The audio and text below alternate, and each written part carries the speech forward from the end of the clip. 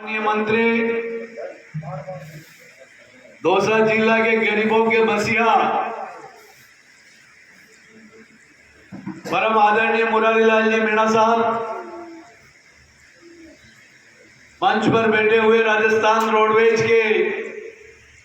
संयोजक और राजस्थान इंटक के वरिष्ठ उपाध्यक्ष आलोक जी दुबे साहब, राजस्थान पीडब्ल्यूडी फेडरेशन के प्रदेश अध्यक्ष और राजस्थान इंटक के वरिष्ठ उपाध्यक्ष घासीलाल जी शर्मा साहब, राजस्थान रोडवेज के प्रदेश अध्यक्ष पुष्पेंद्र जी शर्मा साहब, जिला इंटक जयपुर के जिलाध्यक्ष और राजस्थान इंटक के मंत्री जीवन राम जी गुजर साहब, मंच पर विराजमान इस क्षेत्र के प्रधान साहब, कांग्रेस पार्टी के प्रवक्ता घनश्याम जी शर्मा साहब, नवनियुक्त महिला इंटक की जिलाध्यक्ष माया देवी महावर जी, अन्य बैठे हुए सभी मंच पर अतिथिगण और आज इस कार्यक्रम को करने वाले हमारे नवनियुक्त जिलाध्यक्ष रामकिशन जी मीणा साहब और रमेश जी जो मंच का संचालन कर रहे हैं, हमारे रोडवेज के वरिष्ठ पदाधिकारी, सामने बैठे हुए इंटक के तमाम साथीगण, माताओं बहनों और साथियों, आप सबको मेरा नमस्कार। आज पाराशर ऋषि के इस आश्रम में और गरीबों के और किसानों के नेता राजेश जी पायलट की निर्वाण स्थली पर इस धरती को मैं नमन करता हूं, वंदन करता हूं और अभिनंदन करता हूं और आप सभी का स्वागत करता हूं इंटक की तरफ से। साथियों, देश आजादी के समय अंग्रेजों की इस मुल्क में हुकूमत थी और महात्मा गांधी ने आह्वान किया था कि मजदूरों को कि इस भारत से अंग्रेजी हुकूमत को उखाड़ने के लिए इस आंदोलन में योगदान देवे। और उस समय हमारे हिंदुस्तान में जहां कपड़ा मिलें हुआ करती थी, वहां संगठित क्षेत्र के मजदूर हुआ करते थे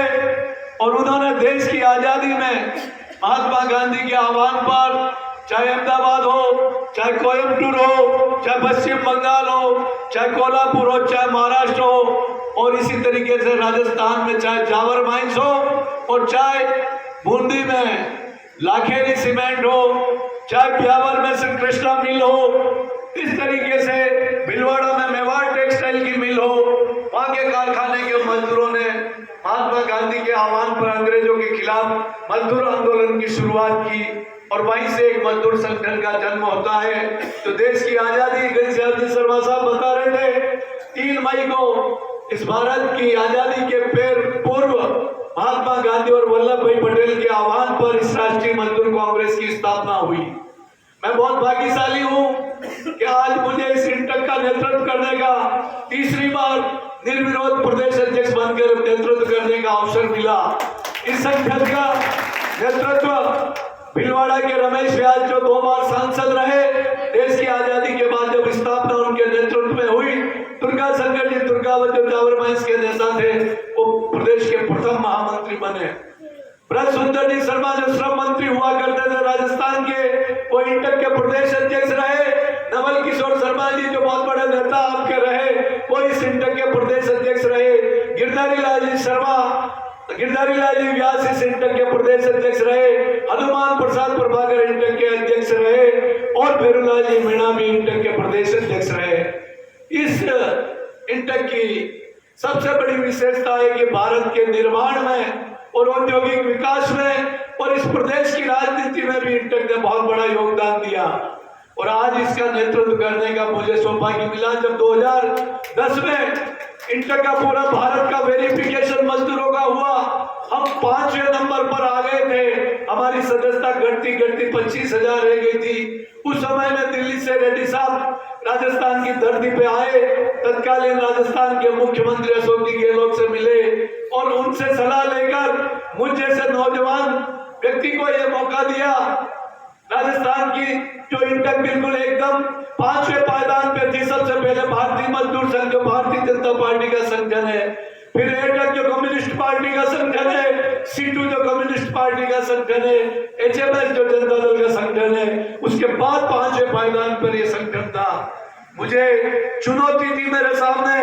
और केवल 6 महीने बचे थे वापस नया वेरिफिकेशन में इंटर को ऊपर ले जाने के लिए, लेकिन आप सबके सहयोग से इस 5 और 6 महीने में मैंने घर बार छोड़कर राजस्थान में अलग जगह और जो संगठन हमारे मृत हो गए थे, जो रिजेक्ट हो गए थे, उनको पुनर्जीवित करके हमने 4.5 लाख की सदस्यता करके वापस राजस्थान इंटर को पहले पायदान पे पहुंचाया और उसके बाद लगातार हमारी सदस्यता बढ़ती गई और जो पुष्पेंद्र जी कह रहे हैं कि आज 9 लाख की सदस्यता है और हमारा लक्ष्य है कि हम 11 लाख तक इसकी सदस्यता को पहुंचाएंगे। आज चाहे रोडवेज का कर्मचारी हो, चाहे जलदाय का हो, चाहे बिजली का हो, चाहे आंगनवाड़ी का हो, चाहे रेलवे का हो, चाहे पोस्ट का हो, चाहे बीएसएनएल का हो, चाहे खदान में काम करने वाला मजदूर हो, चाहे कपड़ा मिलों में काम करने वाला मजदूर हो, चाहे नरेगा का मजदूर हो, चाहे निर्माण करने वाला श्रमिक हो, आज इंटर को हमने चारों तरफ इतना फैला दिया और बढ़ा दिया कि दूसरी यूनियन राजस्थान में हमारे कोई आसपास नहीं है। ये अकेला काम मैं नहीं कर सकता हूं, मेरे साथियों ने मेरे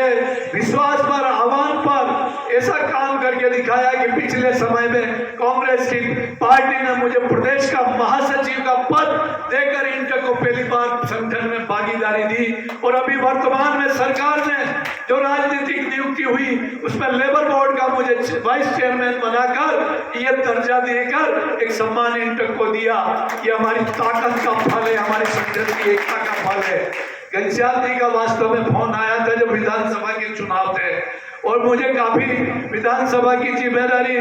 सौंप रखी थी और मैं खुद भी टिकट का दावेदार था मावली विधानसभा से, लेकिन किसी कारण से मुझे टिकट नहीं मिला। लेकिन मैंने 5 विधानसभाओं की जिम्मेदारी उस समय ली। मैं आपके बीच में मुरारी लाल जी की प्रत्यक्ष तौर पे मदद करने नहीं आ पाया, लेकिन घनश्याम जी को मैंने वादा किया कि जो जो मेरे संगठन के साथी है वो पूरा मुरारी लाल जी के साथ कंधे से कंधा मिलाकर चुनाव में जिताएंगे। मैं जानता हूं मुरारी लाल जी को पीसीसी में जब मैं प्रदेश पदाधिकारी था, आप भी मीटिंग में आते थे, मैं मजदूरों के मुद्दे उठाता था, आप आम जन के मुद्दे उठाते थे, एक दूसरे से हमारा बहुत अच्छा परिचय। और मैं कह सकता हूं कि मुरारी लाल जी एक ऐसे नेता है जो बोलते कम है और काम ज्यादा कराने वाला नेता है। राजनीति में बहुत से लोग बोलते ज्यादा और काम कम करते, लेकिन ये पहली शख्सियत है। आप भाग्यशाली होगा, आपको एक जमीन का ऐसा नेता मिला जो काम में विश्वास करता और काम कराकर आपके बीच में अपना किया हुआ वादा पूरा करके आपके वादों के आधार पर वोट मांगते हैं। मैं मुरारी लाल जी के लिए यही कहूंगा कि आप निश्चित रूप से आप दोसागढ़ जिले का नेतृत्व कीजिए। आपके साथ इंटर के 3600 संगठन है हमारे, वो आपके साथ खड़े मिलेंगे, आपकी हर ताकत में कांग्रेस के साथ खड़े मिलेंगे। मैंने अभी 18 अप्रैल को इंटर की प्रदेश कार्य समिति हुई थी जयपुर में, माननीय मुख्यमंत्री जी 2 घंटे तक हमारे साथ विराजे थे, 4 मंत्री मंच पर थे, भवन सिंह जी पार्टी और टीकाराम जी चुली और सुखराम जी विश्नोई और प्रताप सिंह जी खाचेवास। मैंने एक शिकायत जरूर की थी, वो आज आपके समक्ष भी करूंगा कि जब भी कांग्रेस की सभा होती है, तमाम मंत्री हो या कांग्रेस के नेता, वो जब संबोधन में बोलते, जो घनश्याम जी ने जो दर्द व्यक्त किया था कई वर्षों पहले नवल जी ने के समक्ष, वो दर्द आज मैं मुरारी लाल जी मीणा के सामने इसलिए बता रहा हूँ। ये गहलोत साहब के समक्ष मैंने दर्द उठाया। मैं क्यों, आप यूथ कांग्रेस का नाम लेते हैं, आप महिला कांग्रेस का नाम लेते हैं, आप सेवा दल का नाम लेते हैं और आप एनएसयू का नाम लेते हैं, लेकिन एक भी नेता इंटर के नेता और इंटर संगठन का नाम नहीं लेता। जब मंच की बड़ी बड़ी लाखों की रैलियां होती है, उसमें इंटर का मजदूर उसमें भाग लेता है और वह जब बैठा हुआ सुनता है, वो ठगा सा महसूस करता है। इस रैली में हम आए, ये एनएसयू का नाम ले रहे हैं, यूथ कांग्रेस का ले रहे हैं, सेवा दल का ले रहे हैं, महिला कांग्रेस का ले रहे हैं, लेकिन इंटर का नहीं ले रहे। हमारे साथ ये सोतेला व्यवहार क्यों होता है? तो मैंने गहलोत साहब को कहा कि मैंने कहा ये हाथ का पंजा है, ये एनएसयू है, ये यूथ कांग्रेस है, ये सेवा दल है, ये महिला कांग्रेस है और ये इंटर का अंगूठा है। ये जब तक पंजा नहीं जुड़ेगा तब तक आपकी कांग्रेस को मजबूती नहीं मिलेगी। तो गहलोत साहब ने उस सभा में वादा किया कि मैं निर्देश दिलवाऊंगा मंत्रियों को, मैं संगठन के मुखियाओं को कि इंटक का मान और सम्मान भी सभा में रखा जाए। कैसे आदमी शर्मा इस चीज को समझते हैं और उनके मन में जो बात थी कि इंटक कमजोर हुई, कांग्रेस कमजोर हुई, कांग्रेस कमजोर हुई, देश कमजोर हुआ और वापस देश को मजबूत करना है तो इंटक को भागीदारी देनी होगी, इंटक का मान सम्मान रखना होगा, कांग्रेस मजबूत होगी और कांग्रेस मजबूत होगी तो देश मजबूत होगा और देश मजबूत होगा तो विश्व में इंदिरा जी जो महाशक्ति के रूप में जिस तरीके से अपना डंका बजाया था वैसा डंका वापस सोनिया जी और राहुल जी के नेतृत्व में बजेगा। मैं आप सभी का स्वागत करते हुए जो पुष्पेंद्र जी ने कहा वो लड़ाई हमने बीजेपी की सरकार के खिलाफ लड़े, हमने रोडवेज के प्राधिकरण नहीं बनने दिया क्योंकि ये मिल्कियत ये हमारे पसीने की कमाई है। जब राजस्थान की सरकार हो जो रक्षाबंधन को मुफ्त रोडवेज में बैठने का पास जारी करती हो, अंधे और विकलांगों को पास जारी करती हो, फौजियों को जारी करती हो, छात्रों को जारी करती हो और नीट और रीट के एग्जाम के लिए बसों को लगाया जाता है। जो हमारे कर्मचारी कोरोना में जब घरों में लोग सोए हुए थे उस समय में हमारे रोडवेज के साथियों ने सफर में राजस्थान के प्रदेश की 7 करोड़ जनता को अपने स्थान पे पहुंचाया। आज ये राजस्थान रोडवेज जो सड़कों पे लड़कर वसुंधरा की सरकार को झुका सकती है और सरकार को बदल सकती है तो हमारी सरकार को भी सोचना चाहिए कि उस रास्ते पे नहीं जाना है जिस रास्ते पे जाने से सरकारें बदली जाती है, जिस रास्ते पे जाने के सरकारें बदली जाती है। और आपने तो रोडवेज के डिपो पे आकर, सिंधी कैंप पे आकर कांग्रेस के नेताओं ने हमारे बीच में मंच पर बैठ के वादा किया था, वो वादा याद दिलाना चाहता हूं और मुरारी लाल जी मीणा जैसा दबंग मंत्री कैबिनेट में ये बात रखकर उनको याद दिला सकते हैं कि ये गलत रास्ते पे जा रहे हैं। हमसे वादा किया। मैं मुख्यमंत्री जी का आभार व्यक्त करना चाहता हूं कि पिछले समय जब हमारे रोडवेज के साथियों को 7वां वेतन आयोग लागू नहीं हुआ, जब रोडवेज के 2015 से रिटायर्ड कर्मचारियों को ग्रेच्युटी का भुगतान नहीं हुआ, उन्होंने मुझे आमंत्रित किया। हमारे साथ मीटिंग हुई, सीएमआर में सारे अधिकारियों को सामने बिठाया, 2 घंटा मीटिंग चली और उसमें गहलोत साहब ने जो हम हड़ताल पे जा रहे थे, अगले साल जो रीट के एग्जाम के पहले स्ट्राइक नोटिस था, उन्होंने मुझे उदयपुर से बुलवा के कहा कि हड़ताल रोकिए, इतने अभ्यर्थी बच्चों का जीवन खराब हो जाएगा, रोडवेज को हड़ताल नहीं करनी चाहिए। मैंने गहलोत साहब को भरोसा दिलाया कि आपने बुलाकर हमारी बात को सुना। उन्होंने वादा नहीं किया, उन्होंने कहा मैं विश्वास दिलाता हूं कि तुम्हारी दोनों मांगे पूरी करूंगा और उन्होंने उस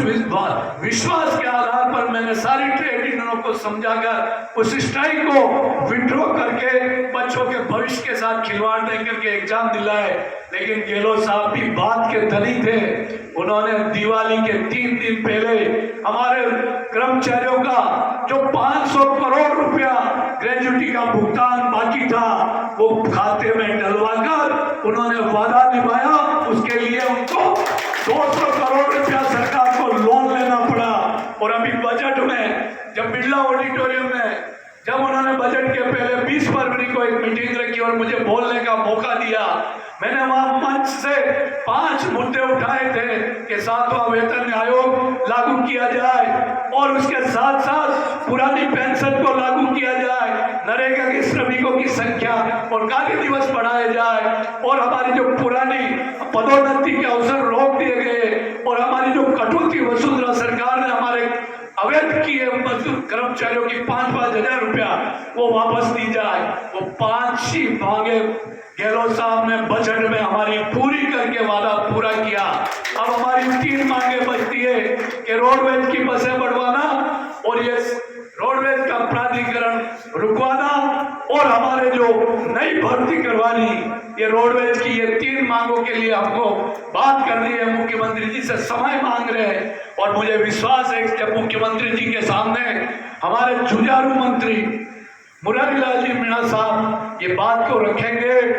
और आप कहेंगे कि 2 साल में इंटक के सम्मेलन में गया था, वहां इंटक ने ये बात उठाई है और इस बात को वसुंधरा सरकार की पुनरावृत्ति हमें नहीं करनी है। मैंने अभी मुख्यमंत्री जी से 18 तारीख को एक बात और रखी कि देश में जो काले कानून मोदी सरकार लेके आ रही है, जो हमारे कांग्रेस के सरकार ने अच्छे कानून बना के मजदूरों को सुरक्षित रखा,